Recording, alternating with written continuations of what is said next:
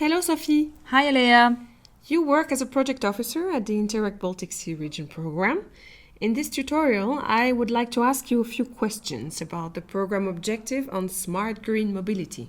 What is smart green mobility and why is it one of the objectives of our program in this period? While we are transitioning to a greener Baltic Sea region, mobility in cities, towns, and regions play a central role. As a general trend, freight and passenger mobility have steadily been increasing. At the same time, there is a widely acknowledged need to reduce greenhouse gas emission and other pollution from traffic in cities and their hinterlands. We must reduce transport-related greenhouse gas emissions by 90%. This is a colossal challenge.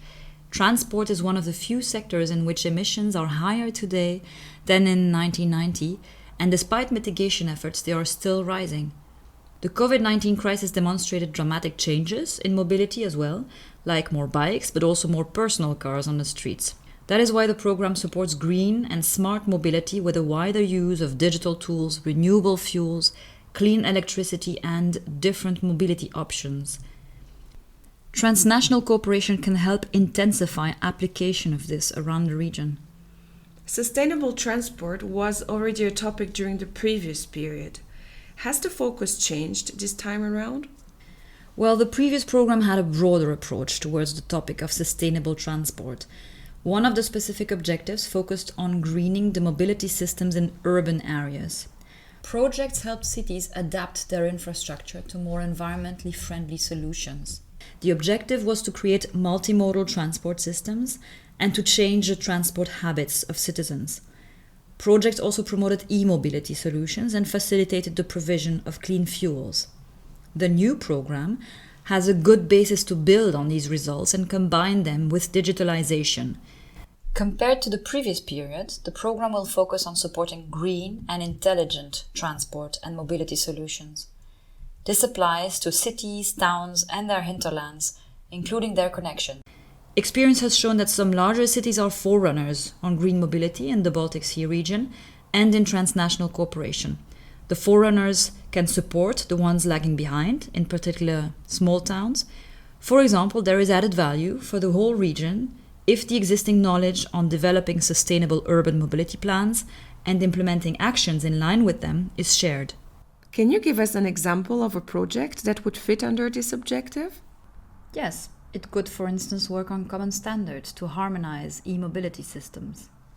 This is relevant for citizens asking themselves if it is possible to go on a longer road trip with an electric vehicle in the Baltic Sea region. You just need to know where the charging points are and create a solid plan. As of 2017, all new vehicle types have the same plug. The agreement to have the same plug represents a proactive approach from the industry's side. This approach must be followed by the industries producing e-mobility infrastructure and energy. And industry cannot act alone because wider use of electrically chargeable vehicles also affects sectors beyond the automotive industry. Presently, there are limitations caused by different standards in the cross-border use of electrically chargeable vehicles due to specific national requirements. There are standards on the EU level, but these have to be implemented. The Baltic Sea region could be a pilot territory to prepare practical solutions. Public authorities can take a leading role and involve industries in this process. So, it seems clear that public authorities in the mobility sectors are target groups under this objective. What other actors can participate or should be targeted by project activities? Yes, public authorities will be important drivers of change. The program targets public authorities at local, regional, and national level responsible for transport, planning, and environmental protection. They need to be enabled to understand and support green digital solutions and tools. Further, the program targets organizations from sectors that offer and use different transport modes. These are logistic and transport operators, other infrastructure and service providers, and enterprises. Citizens are the core customers for the mobility services, and their involvement is encouraged through associations or NGOs. Higher education and research institutions may join transnational cooperation actions as their expertise and competence is important in developing innovative and efficient transport and mobility solutions. What specific challenges are these target groups facing? What problems should future projects aim to tackle? The challenges are manifold. Meeting EU climate targets in the mobility sector is in itself very challenging. Since the rise of the local sustainable development agenda in the early 90s, the transition towards sustainable mobility has been too slow. Municipalities, regional councils, ministries, as well as governmental agencies need new knowledge how to plan cities and towns more efficiently, considering the mobility needs. They need new tools to improve transport flows, support decarbonisation of transport, and use of alternative renewable fuels. Public authorities at different levels need to develop an emissions reduction pathway for mobility. This is a demanding technical exercise that involves aligning EU, national, and cities' emission reduction targets. Municipalities dealing with mobility planning realized that this activity at its core is about placemaking, sustainable lifestyles, and the relationship of citizens with streets and mobility services as part of the city's public life. Local authorities involving their citizens actively have to build coalitions around new ways of framing the mobility policy. What can be done concerning the public transport sector? Both municipalities and transport operators need new competences to readjust the public transport sector and start using new digital tools. This also includes a need for a new approach to better customer information based on real-time data and paperless ticketing. They may also need knowledge on how to involve citizens into the process of designing such tools. Furthermore, cities and transport operators need more knowledge on how to make public transport more attractive. Following the overall mobility reduction and shift towards individualized mobility during the COVID-19 pandemic, the first step must be to regain the trust of passengers. So more concretely, can you give some examples of actions that would be within the scope of this objective? The program continues to support municipalities, logistic and transport operators, other infrastructure and service providers and enterprises in the development of multimodal mobility.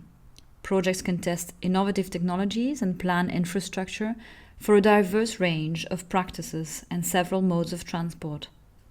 As stressed earlier, we want to support public authorities. They can develop, test, procure, and deploy green and multimodal transport as an integrated service using digital tools. In this, public authorities can test how to manage transport and travel-related services via a single digital customer interface. This kind of services will need to integrate a much larger number of providers, including demand-responsive shared services. Can planning be part of future actions? Spatial and transport planning authorities can plan a project for new urban neighborhoods on the integration of housing, mobility, and logistics concepts. One part of this planning approach may be the efficient use of space by all mobility modes, such as autonomous, connected, electric, shared, and active mobility options. And what about digitalization? Is it also in focus? Yes. One important element of the future mobility actions should be digitalization. Public authorities need to understand their entire mobility ecosystem in order to be able to improve transportation cities. Big data analysis is increasingly the best way to optimize urban mobility real-time data processing. Public authorities also have to accelerate the usage of intelligent transport systems. The focus here is on intelligent vehicle and road systems, which can make road transport safer, more efficient, and more environmentally friendly because they are able to exchange information with each other. Would you have any examples of projects that have already worked in one of these areas? One project enhanced the use of electric vehicles in city transport systems, such as public transport and bike sharing, in order to reduce CO2 emissions and pollution. The partnership of public authorities, business, academia, and NGOs explored the potential of e-bikes, e-buses, e-ferries, and other e-vehicles. The project guided municipalities and transport planners and operators, as well as public and private fleet managers, in integrating e-mobility into urban transport strategies. Another project introduced automated driverless electric minibuses as part of the public transport chain. It proposed policy recommendations at national and EU level to support the piloting and further development of automated buses. For instance, national road administrations received step-by-step guidelines that describe the process to apply for a permit for autonomous pilots on public streets and to apply for test plate numbers for autonomous buses. This brings us to the end of our tutorial on smart green mobility. Thanks a lot for your explanation, Sophie.